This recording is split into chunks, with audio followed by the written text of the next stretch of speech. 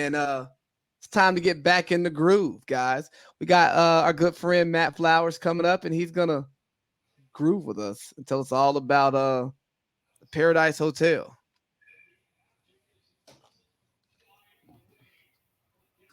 Is he sitting backstage? Matty He Matt, is. what's happening? What's up? I'm on live with Parlay P, AC Lee. It's lit. What's going on, fellas? Nothing much, brother. How are you doing? I'm smooth, man. I'm smooth. I'm glad I could jump on with y'all today. How was the first hour? Any good picks? Picks are going to be hour 3, but we got some pretty good conversation going. Obviously, on our Georgia Bulldogs, stomping the shit out of the Horny Frogs. Hell yeah. They threw them boys a champagne shower. That was crazy. Bro, they was eating in Atlanta airport. Right. They were eating wings on the sideline during the game. Oh yeah, that's nuts. Yeah, they were having a good fucking time winning that game. Yeah, they did. So the respect for the opponent got thrown out the door. Hey, so Matt Flowers, you're easily one of the best guests I've ever had on this platform. It was one of the most fun pods I've ever done. You brought the energy, you brought the peanut butter, we're getting, we had a great fucking time, man. We did have a good time. I hope you never air that. That's aired. Well, as I say, it's definitely on all platforms. It's definitely on that bitch. Yeah, it's not. I didn't. It was right before I moved, so I didn't cut up the clips and do the whole YouTube piece. But no, it's up. But maybe we'll get some good takeaways from this one. Back in the group, man. Yeah, man. How did it happen? So the whole situation started through Instagram, right? I mean, it's amazing that as an online platform, people are taking their content creation and their careers into their own hands and just utilizing these platforms to reach out to millions, right? So this one recruiter ends up reaching out to me, and it's funny because at first she hits me up, right? And I'm just in my restricted messages, so I probably sat there for a couple days, and Shorty was like, hey, so I think that you'd be really cool for a show. Have you ever thought about it? I'm like, yeah, I thought about it, X, Y, and Z. Just like y'all, I used to watch Road Rules and MTV, all that crazy shit back in the day, right? And so she starts telling me about why they like me and this and the third. And I'm like, cool. So what's the show? So she's like, well, it's a pretty popular show. You've probably already heard of it. I'm like, we'll give you the name, goddammit. And so she starts off by saying it's F-Boy Island. And I'm like, I'm almost 30 years old. What the fuck I look like going on some show called F-Boy Island? You know what I'm saying? Immediately it was nah, that's not for me. There's no way I can explain to my mom, my job, I'm gonna leave for a month and a half, 2 months to go on a show called F-Boy Island. So I turned that down. And then maybe a couple weeks later, she reaches back out and she's like, all right, well, I understand F-Boy Island wasn't your vibe, but what if we got you on an island and there were some mature women on there? And I'm like, okay, you know that, now we're talking my language. And then they're like, all right, well, what if they're older mature women? And I'm just like, let me think about this. Right? Let me think about this. We got some women on an island, first of all. Foreign. They have experience. They probably have some some clout to them. They probably paid. They might be able to be a benefactor. It's the pros list is just starting to level up here. So I'm like, sure, fuck it, why not? So I put my name in the hat, and I really didn't think much of it, right? The way that these things go is they reach out to you in winter, and you go through a few trials, right? And this isn't everybody, this is just my personal experience.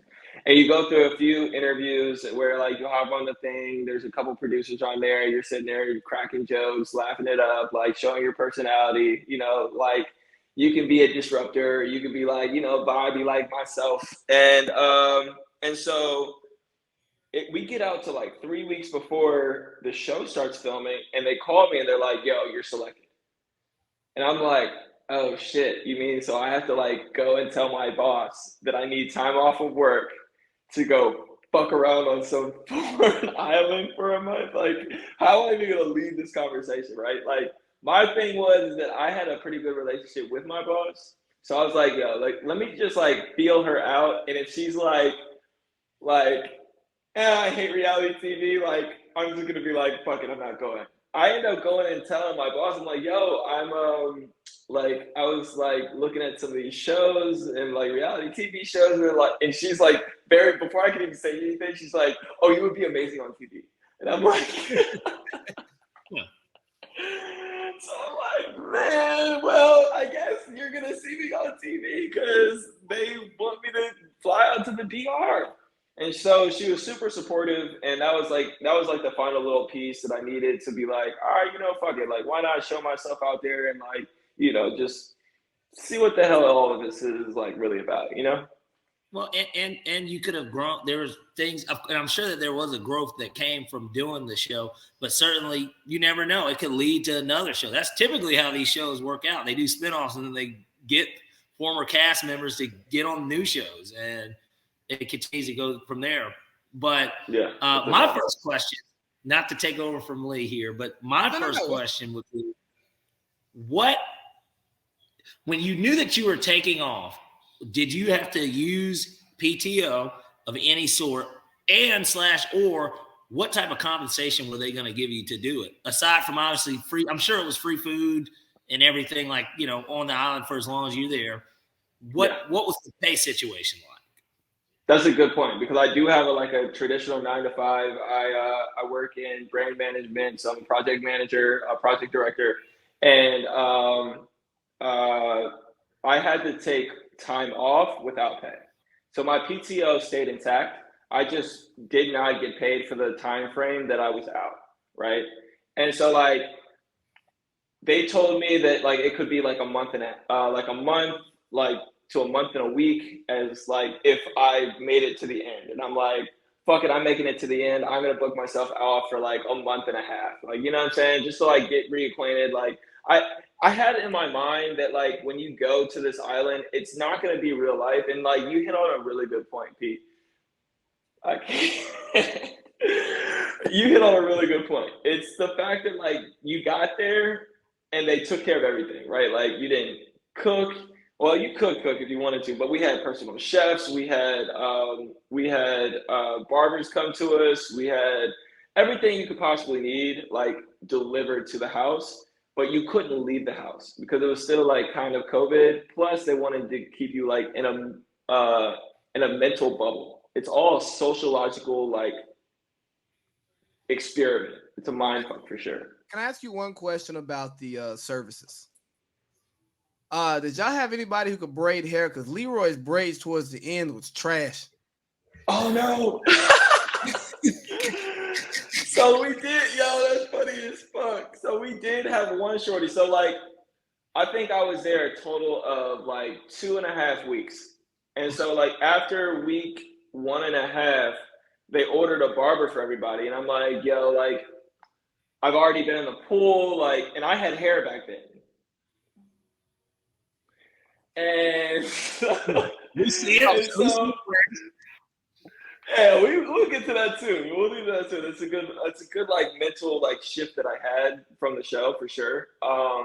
But like we get through like a week and a half. We've been in the water. We've been taking like B-roll and like all these little shots, and they've gotten us in the pool, and we're fucking around. Like it's literally a frat house. It's just 24 dudes, a lot of testosterone. So you're fucking around the whole time.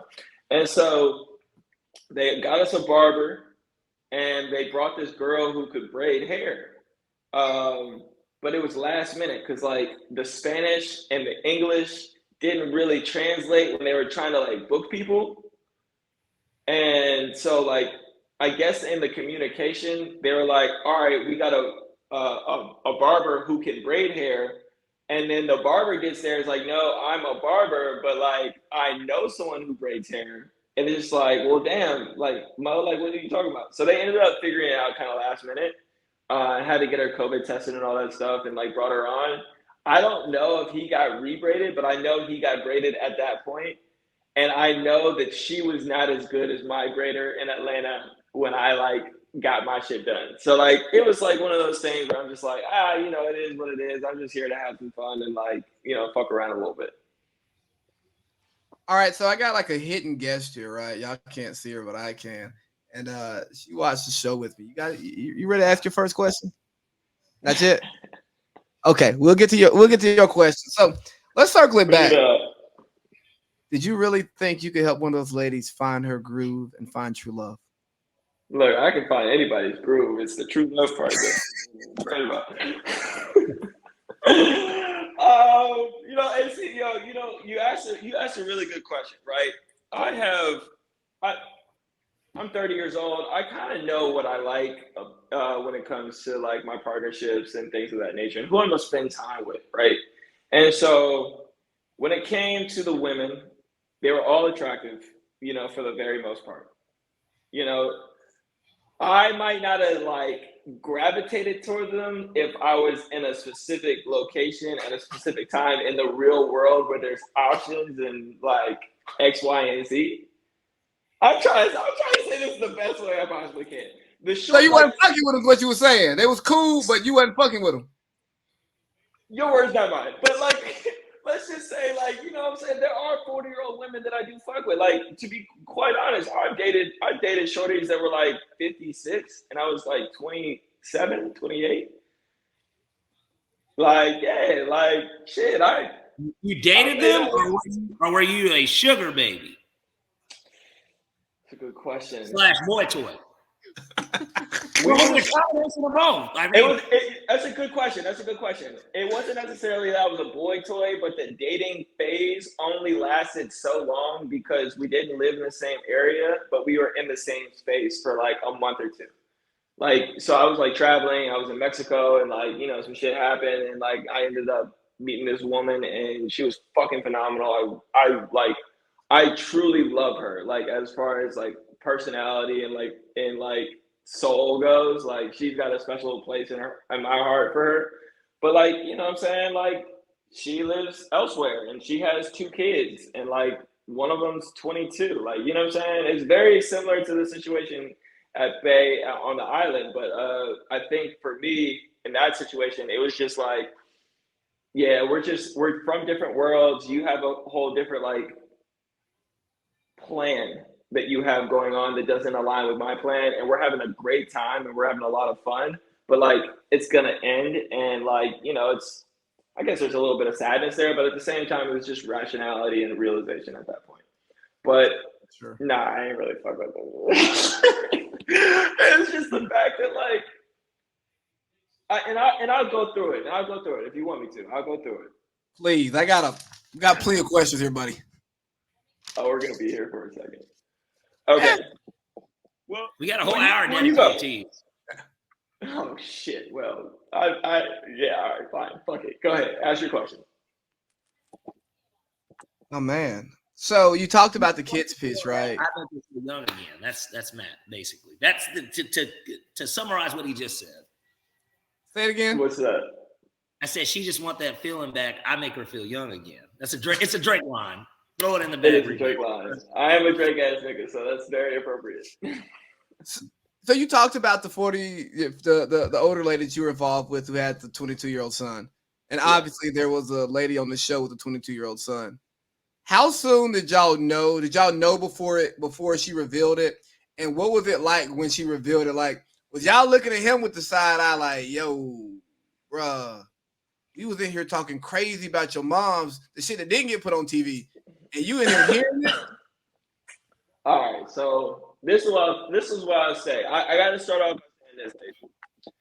The guys on the show were mad respectful, mad professional, mad cool. Like, everybody was a vibe. Like them my boys. Like, we still in a group chat. You know what I'm saying? We talk daily on some like just like boy shit, right? And no one was like a straight up and down asshole. You know what I'm saying? We said it how it was, but like no one was just like a fucking dick. You know what I mean? Well, that's not necessarily true. I was about to say there was one character that appeared to be, at least from the TV. Josh T, right? Yeah. Have a good nigga. Yeah, that's my boy. Bodybuilding looking motherfucker. That guy. Yeah. Josh is an interesting character. He's very fucking direct, and he wasn't fucking wrong. Like, honestly, Shorty was on the show trying to get something new and get her groove back, right? And like have a kid and have a family and all this shit. And you gonna go with the dude that literally just became a tattoo artist a month before the show? Like what? Like you don't want none of the shit you talking about. You want and that's what he was saying. Like he was literally saying, like, I'm a finance dude. I'm a finance bro. I got upper five going to six figures. I have family in South Africa. And I'm white, so they rich. Like, you know what I'm saying? So it's like you don't really want what you say you want. You know what I'm saying? Like 2 and 2 make 4. Shorty, like not 42. Come on now. Well, that's why we didn't let women in schools for a while because they couldn't do math anyways. Oh, Lord have mercy. No comment. Oh, whoa, you waking up now, huh? We got to woken up. I'm sure. No fucking comment. But I will say this. Steven was her son. Steph's son was Steven. He came on the show. That was my dude. He was my roommate, actually. So we stayed in the same room.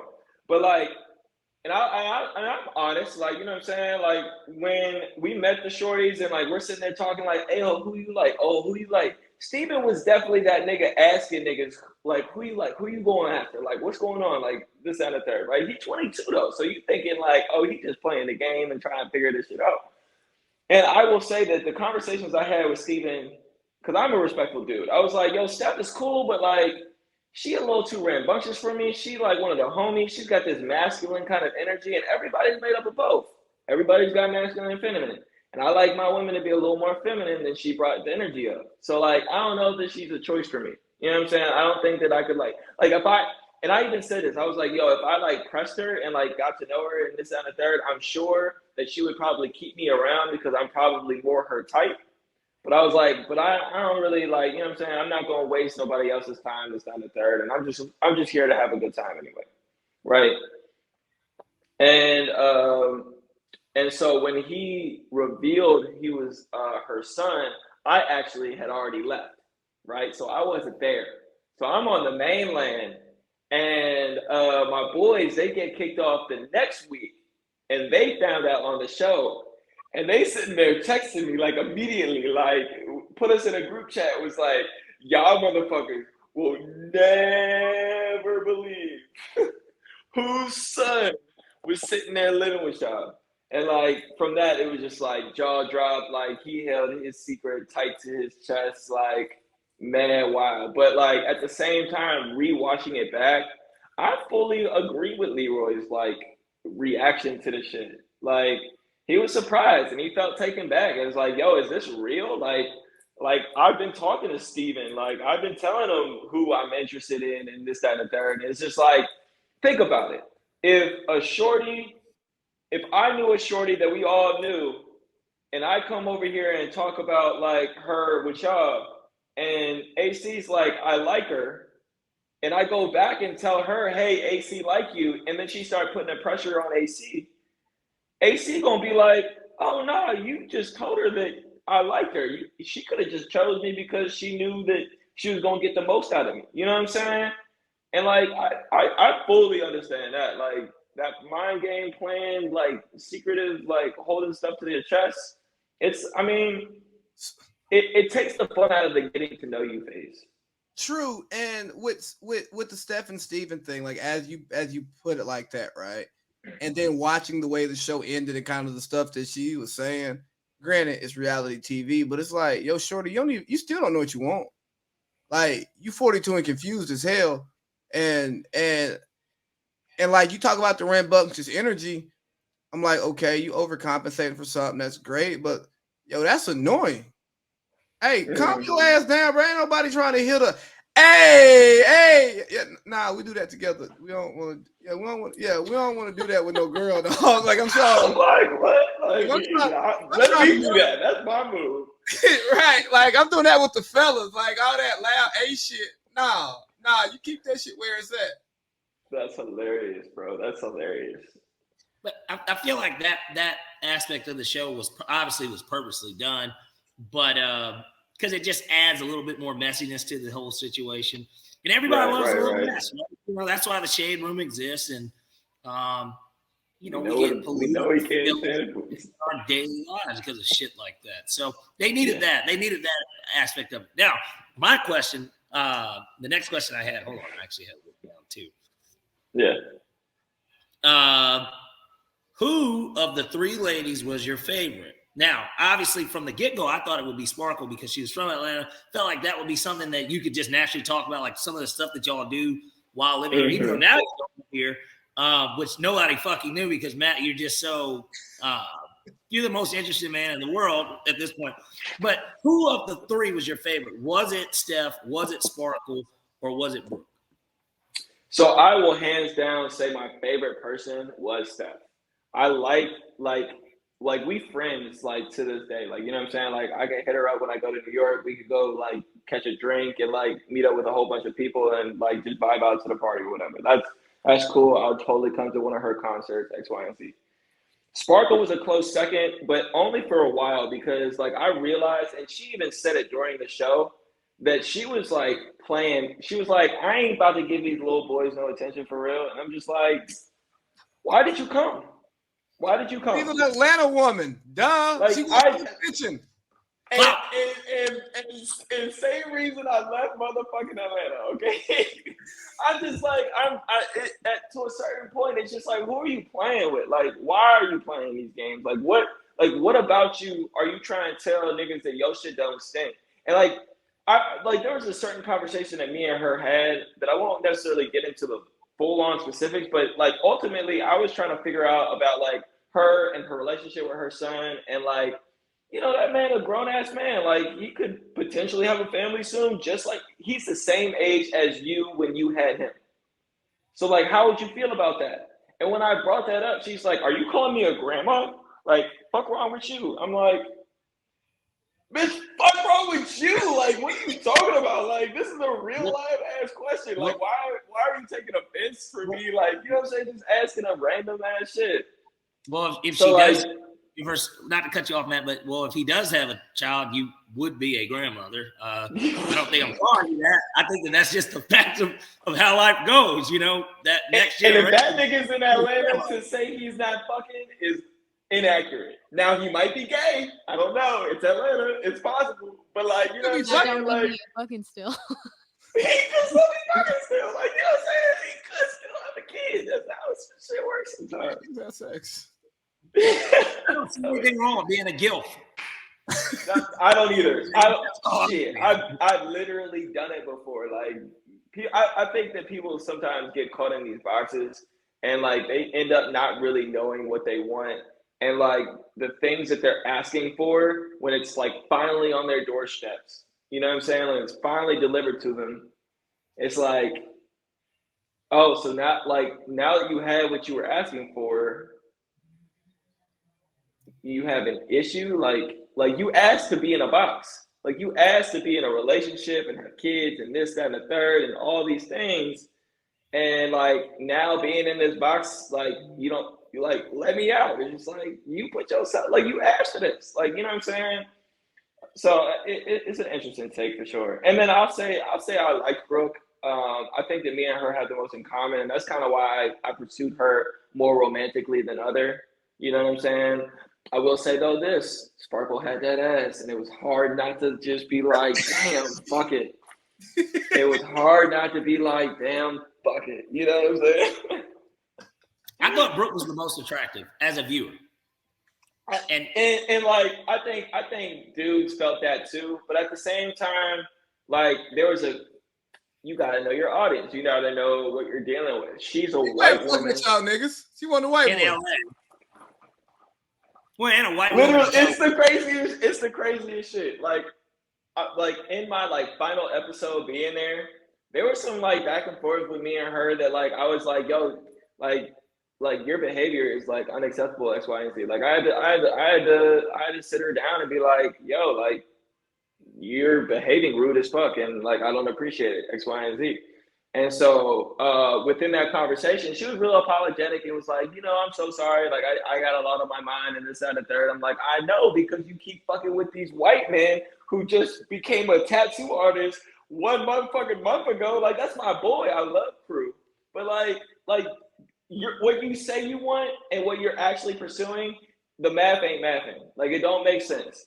You should try some little, you know what I'm saying, macchiato chocolate from the East Coast. Like try something different. So, you know. Hey, Crew looked like a domestic abuser. He got that gaze. I'll say this. I can't let that slide. Crew is a great fucking human being. I love that man to the death, but like I just I say don't know why like he was in all the episodes just talking like this. Yeah, no, he looks super coked up, and it's like, yo, no, like Brooke's my girl, and I was just with her 5 minutes ago, but I gotta break up this date. I'm like, oh yeah, I just got done with my stalker, buddy. It was very Mormonish. He is a Mormon. Well, he's from Utah, so he's from Utah. Nail on the head, dude. You are just as well traveled as any motherfucker I know, dude. You know exactly what's going on. Matter of fact, he's from where the base of the IRS is. One of their bases. One of their bases is in Provo, Utah. Oh wow! The fact that y'all gambling asses know where the IRS is located is fucking hilarious to me. I've got a business, Matt. I know where the IRS monkeys come from. Yeah, you fucking do, dude. Hey, the IRS is going away if the Republicans get their way. Hey, and they just hired all these badges and guns. Let's see. I hope. Ask the question.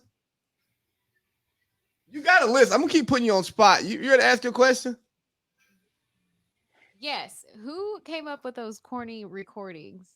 The idea to be eating the fruit all sexually, and the water, the showers, the pool. I told him I wasn't doing that. I was like, I'm good on the papaya. I love papaya, but don't record this. We're corny. Right. Corny as hell. No, I agree with you. I think it was Pedro. I blame everything bad on Pedro. That man was a menace. Actually, now that we're getting into even outside cast, how often did you guys see Tay Diggs? That motherfucker Tay Diggs came in there to y'all, and then did you guys know that Tay Diggs was going to be like, I guess, the host? Oh, that's a good question, yo. So we started seeing like little hints, right? It's called the Groove Hotel. We see Groove everywhere, and we're like, oh, it's older women, we're younger dudes. Like this is just like Stella got her groove back. So we're like, oh shit, like maybe this is like, a trope. So then we started talking about like who's the host, like, and people were throwing around names, and everybody's like, oh, it gotta be Tay Diggs, gotta be Tay Diggs. I tell you what, y'all, I'm not even gonna lie. In the heart of me, I was like, Angela Bassett, please, please, please, please, please, please, please, lock that door, please, lock that door, Angela Bassett. I was fucking praying, dog. And then fucking Tay Diggs came in there. I was like, oh damn, they can't afford no damn Angela Bassett.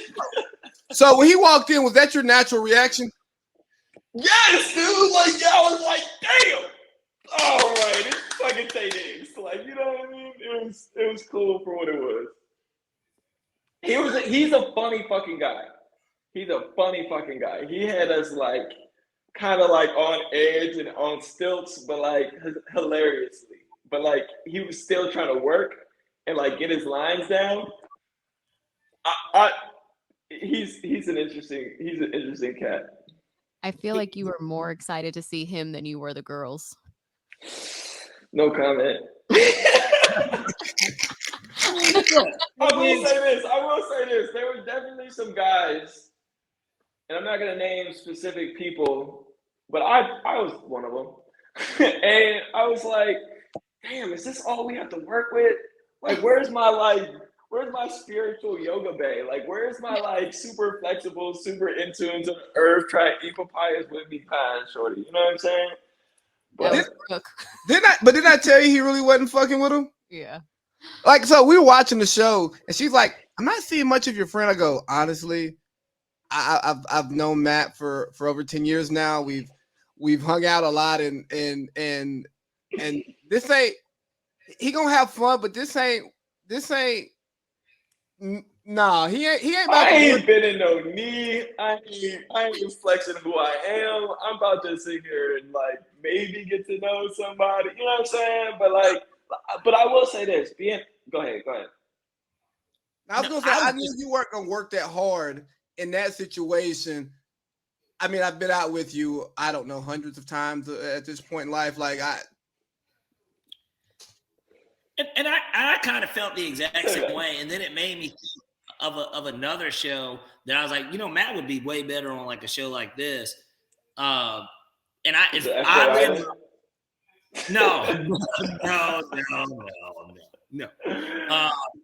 Are You the One? It was a show that was on MTV where it was 12 like dudes but 12 girls, and basically the group had to put together who their perfect match was. I actually had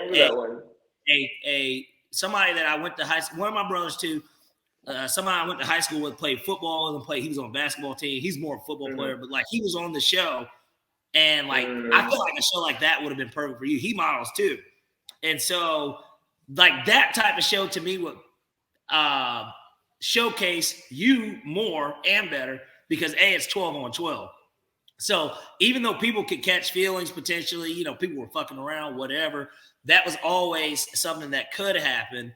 But at the same time, the logic of the game was for everybody to win money, and nobody got kicked off the show. You're there every week so that you can get as many matches to where when the last week comes, the puzzle needs to be put together. So it's a lot of thinking. Or y'all all lose. You're having fun on an island. You're doing challenges like fitness stuff. Like there's like a lot of shit, but there's 12 different women that you can talk to, and everybody can figure it out. See, and I'm glad you said that because I saw that show and I was like, this is a great concept. Like I actually applaud like the social mindset and structure about like how this came apart, because I think in that show they like reach out to your family and they like figure out who your kind of like perfect person would be. Yeah. And like, you can sit there and lie to your face like, oh, I need Coi Leray or, Angela Bassett or whatever. Big titties with a nice face.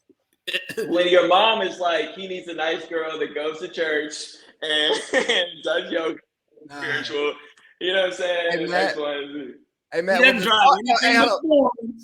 Parlay Pete, what his partner's gonna be like? Hey, I seen his track record.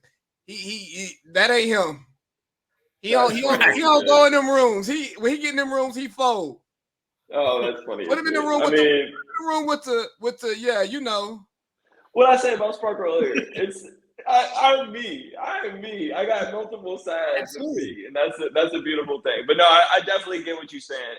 And I think actually, funny enough, that's kind of how they sold the show to me in the first place. They're like, there's gonna be older women, younger guys. It's gonna be kind of a nice ratio. I'm like, all right, cool. But when I get there, nothing against my guys, but it felt like hyenas chasing after a fucking zebra carcass, and I'm just like, I'm a fucking lion. I'm not trying to fuck with no hyena food. You know what I'm saying? There were 3 pieces of steak, and they were set at the bar. They said, "Who wants to jump the highest? Come on, let's see that vertical. Right. Let's see that fucking vertical." Hey, bro, you remember how it would be like freshman year specifically when you're in the dorm? I know Parlay Pete didn't spend much time in the dorm, but when you're in the dorm and you just hear a woman's voice, and then everybody just come out their room. All of a sudden, they got to use the bathroom. Niggas got their shirts off and shit. Hey, hold on. Pause the game. Hold on,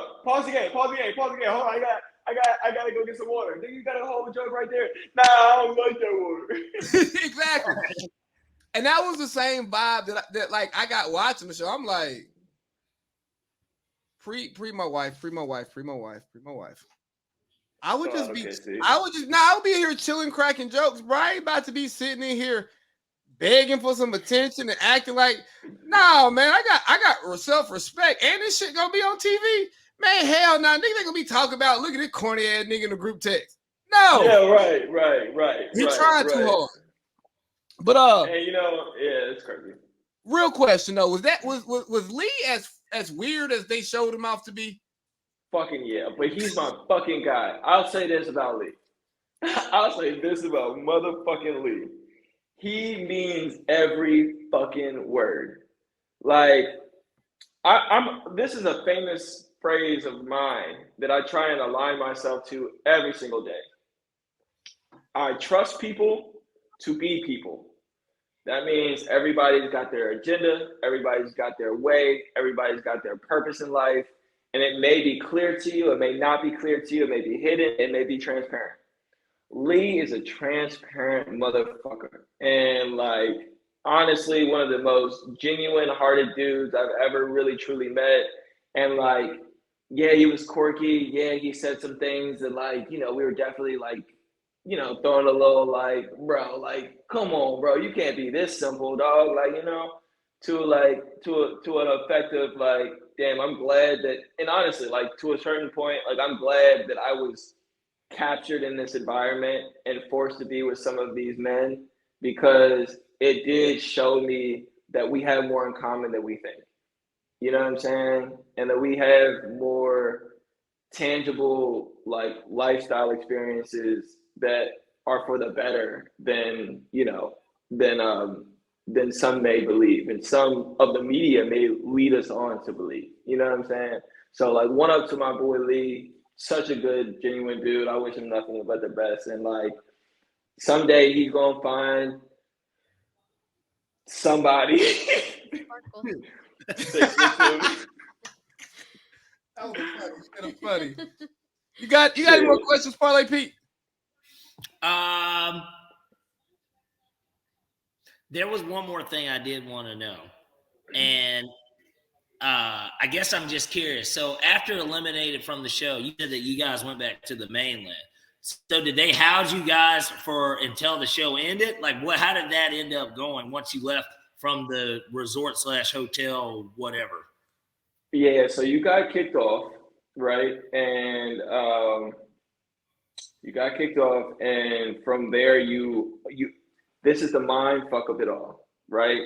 Your bags, your like clothes are everywhere, right? Like, you're living out of your suitcase. I try to keep myself organized because that's just the kind of person I am. But some niggas was just like, we're here, and I'm just like, okay, like, but like every night before the mixer, right? Every night before the girls came in and we vibed and there was music and drinking and shit like that, you had to have your bags completely packed. And when you leave, you don't go back to the house. They pick your stuff up, they put you in a van, and they ship you off to the place where all the producers are hanging out. Some of our producers were fine as shit though too. I want them to hear that. Hey, you know who you are. Honestly, all y'all are a little cute, and shit. But then you get to the main joint and you're like, where the producers are, and they're like still like keeping their distance from you, right? But like, you're no longer on the show. You no longer have COVID protocol. Who fucking cares if you catch the shit, right? So you're back at the hotel. You have that night when you get there, and then the next day they bring you back on set to do all your exit interviews. So like, this is how I felt about this. This is how like this happened to me, and like you just tell your story. And then like I was on there and I was just like, yeah, man, like honestly, it was great up until that bitch put her finger in my face, and I was like, who the fuck is you? And like had to tell her about herself. Oh, I mean, it wasn't no like, but it was just like, I need a minute. I'm just like, what? Like, you're in my house. Don't put your finger in my face. I get that we're acting, but I assume I get that you have a lot going on, but like, I assume that was Sparkle. That was Bro. Okay. That's why I told her ass. That's why I told her ass she was rude. I was like, yo, what you did was rude as fuck. I'm not even gonna lie to you. Like, I gotta check you on that shit, because it's like, come on now. Like, if you're willing to do it to me because you have this little bit of fictitious power over the situation, you would be willing to do this to your personal trainer or your waiter or your stewardess. Like, I ain't getting thrown off a JetBlue or Southwest for you. Like, it's just like, come on now. Like, we all about respect. So, like, we tell our little story at the end, and then they send you back to the hotel for one more night. So when we got back there, me and all the dudes that got kicked off at the same time. So that was me, the South African Josh, who's my dude, and Greg with 2 G's from LA. And we went out on the town, bro. We had a good ass little time. And man, when I tell you what, and letting them know, hey, yeah, like such and such, we just got kicked off a fucking show, but that's why we're here, and that's why we're here with you right now. Basically, the locals. We could have been anywhere in the world. The fucking hotel guests, like, no one was safe, dude. Like, we were like, we've been around, man, 24 dudes for fucking 2.5 weeks. Like, we're hungry as fuck. Like, talk about like seeing a steak and feeling like a lion. Like, kind of crazy.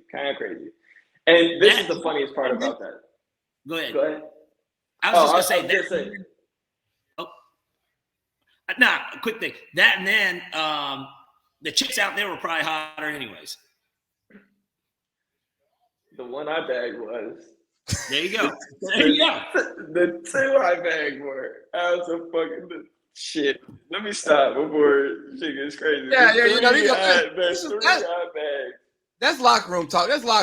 Maddie. You can't. Bro, it was kind of crazy, bro. I gotta keep that shit under the seal, bro. But no, it was cool. And the funny thing is that we sitting there, we leaving the resort, right? We leaving the resort to go to one of the local bars, and we get out, right? And once you're out, like, you're in the world, right? I'm like, yeah, 60 call, y'all bless me. But when we get, like, we're leaving, right? And we're like all the way out. I'm like, hold on, stop the car. I turn around, I was like, y'all niggas got y'all wallets, right? And they're like, wallets? I was like, your money and your ID, you fucks. Like, I know you've been living the life and been in this, like, cocoon of everybody, like, wiping your ass and taking care of you and feeding you and taking all of, like, life necessities away from you. But this is the real world now, and we need wallets to go fucking out in the world and drink and have a good time. Fuck. So I don't know what the fuck y'all gonna do, because I got my wallet. Like, it was a mind blow. But no, they didn't have their wallets. But, like, I ended up buying everybody a couple, like, 2 or 3 rounds or whatever, and they threw me some bread back. But, like, it was the fact that, like, LA and South Africa. But South Africa Bull, he grew up in Miami. Are you saying they just didn't have any money? They didn't have any bread with them. They left their wallets in the room because they had spent 2.5 weeks under this social construct that you didn't need anything to live. Once y'all left from the hotel, they just didn't have it because they were waiting on their bags. Got you. Understood. But you they were just irresponsible. No, they were just irresponsible. They were fucking children. They were like, mommy's got it. I'm like, I mean, you were one of the older guys. Nigga. You were one of the older guys on the show. You were OG. You supposed to, help them young boys out. Hey, shit.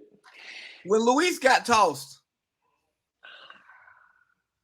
was that shit funny? Or was it like, hey, bro, you doing all this, you know what I mean? It's a mind thing. When Luis got tossed, it really fucked with me because I'm very into yoga and I'm very spiritual, and so is he. So me and him clicked immediately. Like, that's my homie, that's my boy. I'm actually going out to Colombia to, like, fuck with him type of shit, just to fuck with him. You know what I'm saying? And and when he got kicked off, I took it hard, dude. Like, I'm like, damn, I don't fuck with the girls on here for real. I'm feeling kind of, like, drained of my energy. Like, my best, like, homie just left. Like, it was so funny because up until that point, he wakes up at 6 o'clock every day, and I wake up at 7:15. So like every time I'm awake, he's the first person I see. So then everybody else waking up at 10, 11, 12, because they don't have fucking anything to do. You know what I'm saying? 3 a.m. Yeah, to a certain extent. Like to a certain extent. Just side question: was it unlimited booze? No, it was only booze during. It was only booze. It was virtually unlimited booze. Like you're supposed to only have 2 drinks, but that nigga wasn't a real bartender, and he was just like 2 drinks. Who's only gonna have 2 drinks on essentially vacation? I got 2 drinks right now. Drinks. What are we talking about here? 2 drinks per hour. 2 drinks per hour. 2 drinks per hour. 2 drinks per hour. 2 drinks per hour. And so, like, yeah, so like when it came push come to shove, like niggas were turned during the mixer, but like there's no alcohol, like just like at 12 o'clock. Like you know what I'm saying? Like that wasn't the vibe.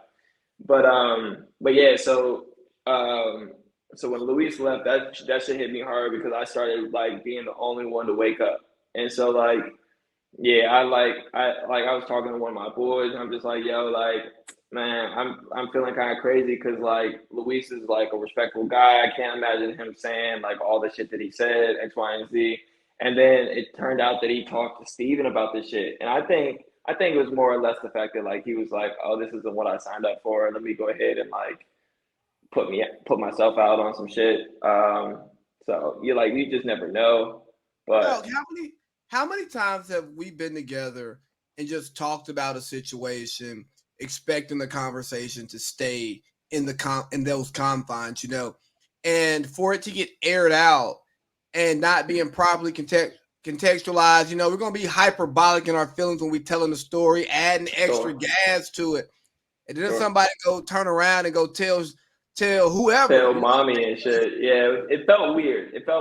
But I will say this. That motherfucker knew what he was getting himself into with that conversation. Because you're mic'd up only for a certain amount of time. So if you're mic'd up and you're put into an area and your camera's on you, you know they film. So what you're saying, like what you're saying now, like also in that same breath, there's 24 men, 3 ladies, and it's about them. You're only gonna get 1/30th of airtime. Like just mathematically. Probability, you guys do probability all the fucking time. Probability's sake, your average occurrences are going to be 1 of 30 moments within the amount of show that they actually show between the 8 episodes. So like within that space, you know, if you mic'd up and you're saying some shit, you're saying it because like you almost want someone to know that's what you're saying. And now there's still a line of that where it's genuine because reality TV, but like to be in that moment, you know what you're saying, and like it wasn't no mistake that he said what he said, and that he was probably ready to go. That's my interpretation. He ain't say that to me necessarily like straight up and down, but like that's definitely my interpretation. We might get a part 2 out of it since you're gonna go visit them. No, but nonetheless, me and the boys, we try and run next year and just do a fucking reunion trip and like just fucking go nuts in some country for a week and like see what the fuck is the vibe. They gotta invite the girls. I ain't inviting them out. Maybe Steph can bring her little fun ass out there and just fucking vibe with us. Everybody need a wingman like Steph. I promise you. Hey, what about Tashi? You know, in his tissues and shit. Was he really that type of sensitive ass man? Or that was just for the camera? I like Tashi, but like he was a fish out of water. You know, he was a fish out of water. This might be the messiest episode we've ever done, Parlay Pete. This is not a question, by the way, Matt. Women's Health Mag did a spotlight on all you guys and put all you guys' Instagrams up for the cast, and apparently Matt F might be my favorite contestant, and here's why. He's a yogi. Tell me how you feel about that. That Women's Health magazine listed you, or at least the author of the article. You were the favorite. You know what? Honestly, I read that and I was so moved and touched and appreciative of her perspective on that. Women's health is very important to me, and so is yoga. And being able to and mind you, nothing scripted, right? Like you do what you want for the most part. So we getting all mic'd up, and I know that there's going to be downtime. I go over to one of the producers and I'm like, I am 100% teaching all of these niggas yoga, like 100%. Grab the cameras, bring them over, put one there, one there, one there, and this is what it's gonna be. And she's like, oh my God, that's a great idea, like abso-fucking-lutely. And I'm like, cool, you get credit for it, I don't give a fuck. But like, that's my bag, you know what I'm saying? And that's like what's important to me. And at that time, I felt like the guys on the show actually needed it as well. So like, I appreciate them highlighting that because that was a huge part for me. And I didn't necessarily do it just to get on camera for sure. Like I know, like I orchestrated it, but I really just wanted to bring everybody together, and that was the easiest way to do it. Is to be like, all right, we mic'd up, and now these niggas are definitely gonna like participate in some shit that they probably, and most of them never did yoga before that moment. So like, it was definitely an honor to be able to like run through that. So that her picking that up was like a huge honor for me, and I really appreciated that highlight. As a viewer, a very dope moment just in general. I think that was pretty cool to be able to get a bunch of people to come in and do something that, whether they didn't want to do it or had never done it or were uncomfortable doing it. Most of the dudes were fit, so I guess it wouldn't be an uncomfortability type thing, unless they just don't fucking stretch at all. But definitely a cool moment. And I just DM'd you that the author of that article's Instagram.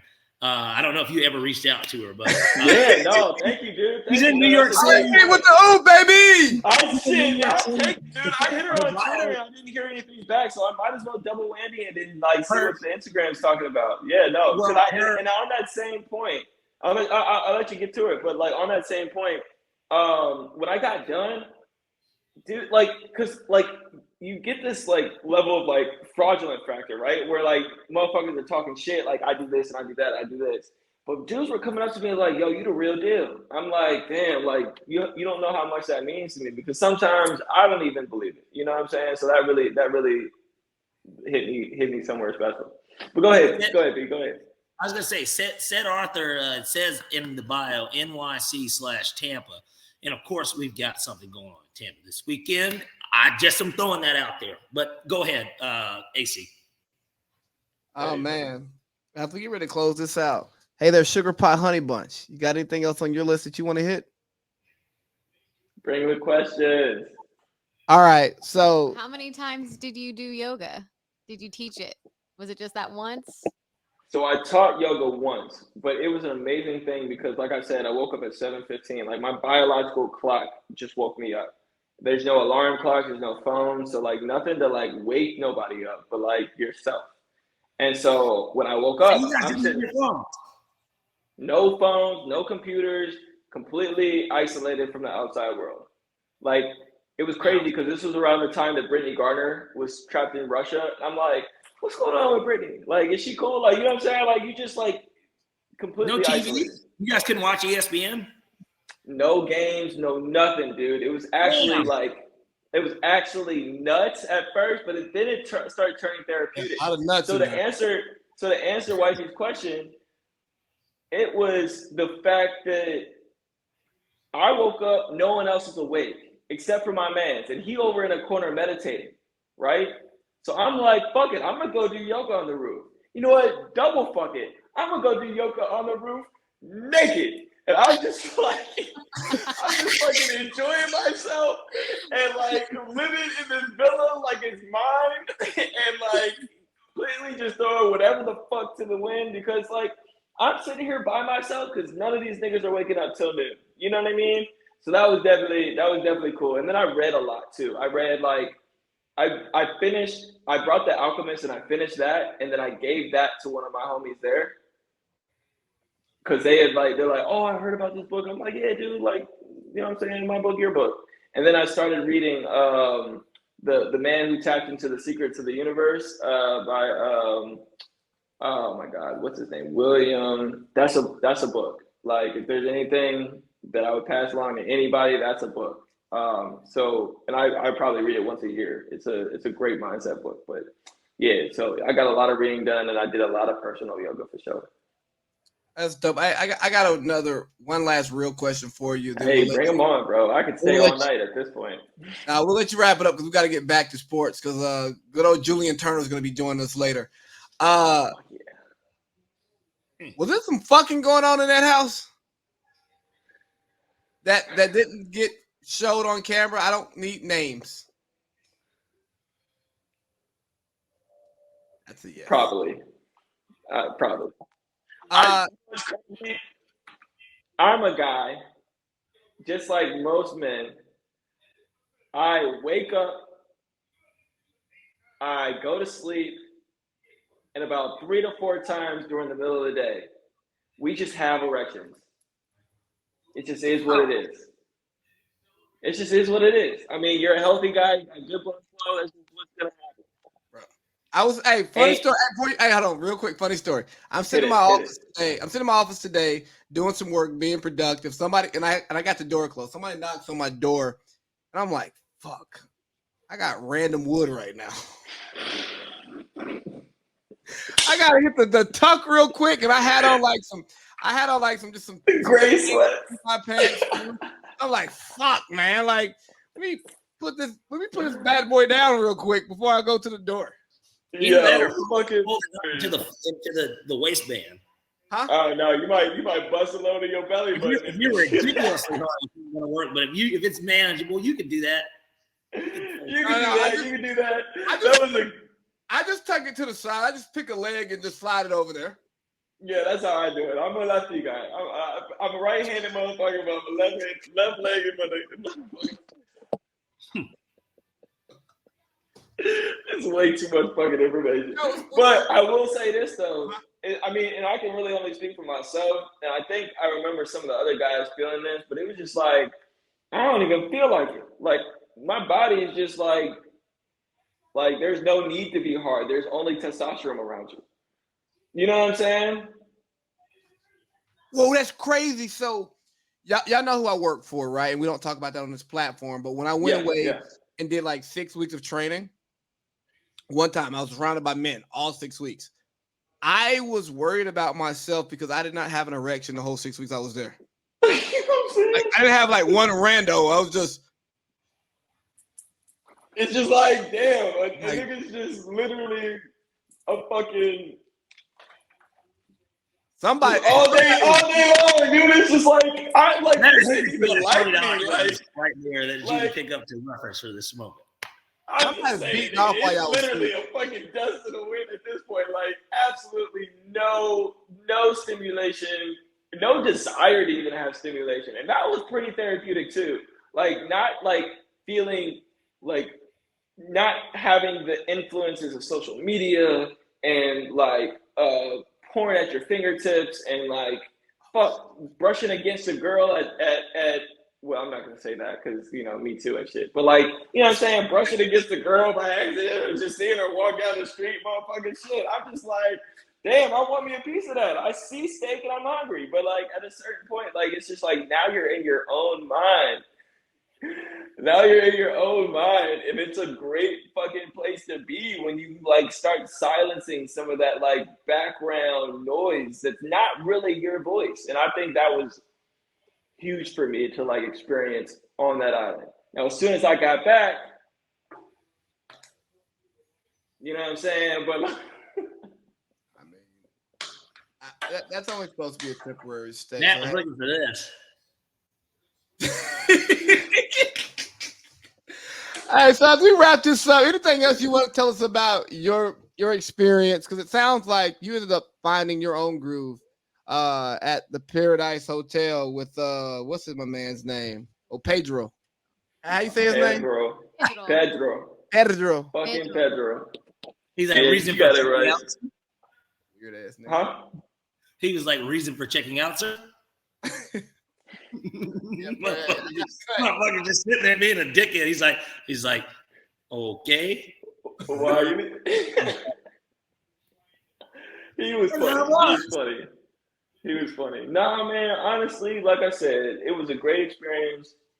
The guys on there, they really did a good job casting and got some really good dudes. If I had one piece of advice for them, cast more women. I'm sure it's difficult casting women who are comfortable coming in their 40s. I've been on social media now after the event, and I'm like, back in a groove, Megan Good looking for a new husband, Nia Long no longer with Buddy. Like, y'all need to get to work. Like, y'all need to put motherfuckers back in the game. Yeah, That sounds like to me, the way you just named those two women, and then the idea that Tay Diggs was there, that we're looking to get a best man / what's the Steve Harvey book? Not Why Did I Get Married, but naming Megan Good. Think Like a Man. Yeah. It sounds like you're trying to get back into that type of group. Honestly, and like that was somewhat of my expectation. Like if they had a Megan Good on there. Well, it might have been a little bit of fight on somebody like that. Megan Good is 40. Megan Good is 40. Hey, if they had a Megan Good on there. Nah, bro, you had to do it a sparkle. And she was cute. She's got this real strong face. Like just everything about her is just like so like serious. I'm just like, damn, why is everything so serious? You don't laugh. You don't like the kiki. She's been around the scammer lifestyle.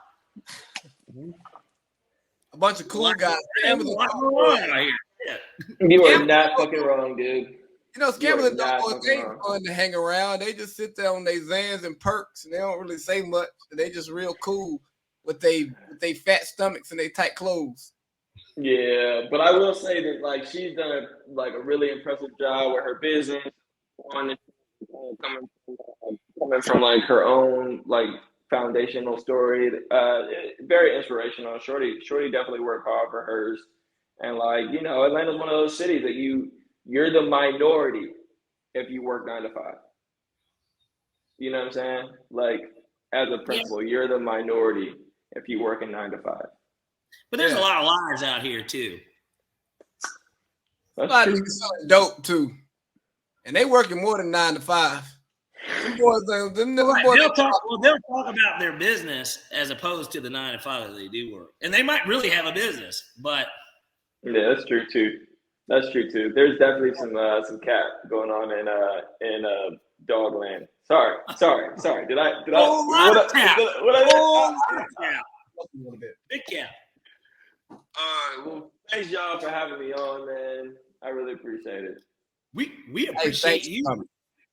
Yeah, man, this is great. I want to get into more details about it.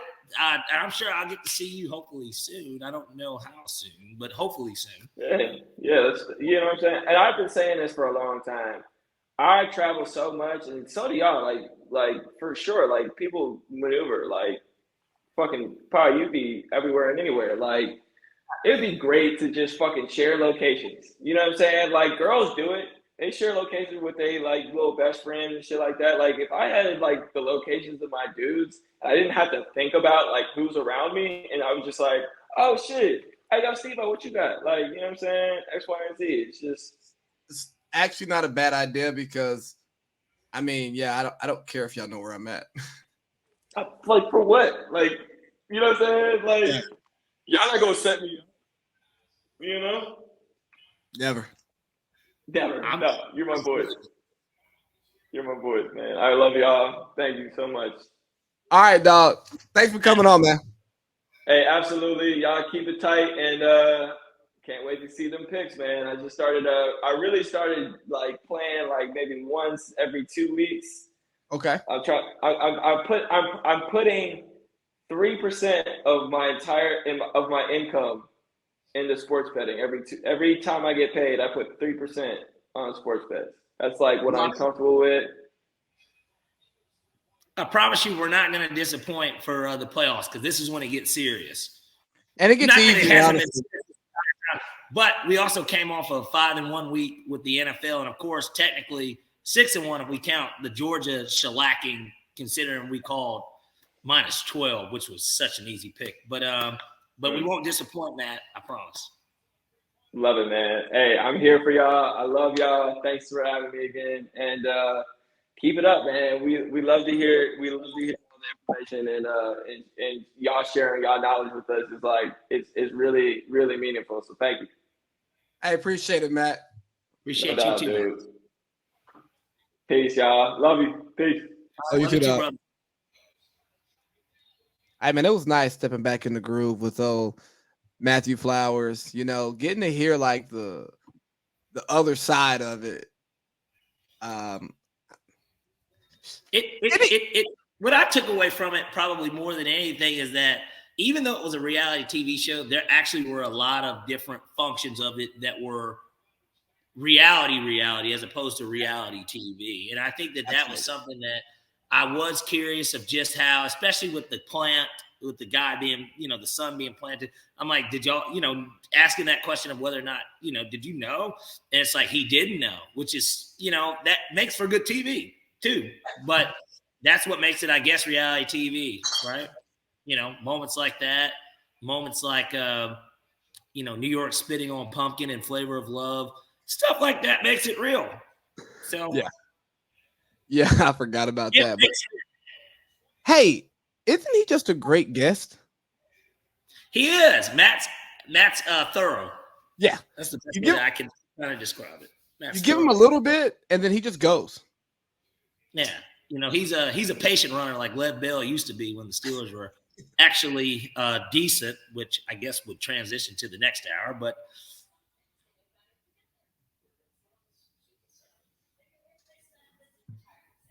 yeah, with that being said, and we'll get deeper into that. But yeah, definitely a patient runner that you give him an inch, he takes a mile. I can enjoy that. Absolutely. So that was hour 2.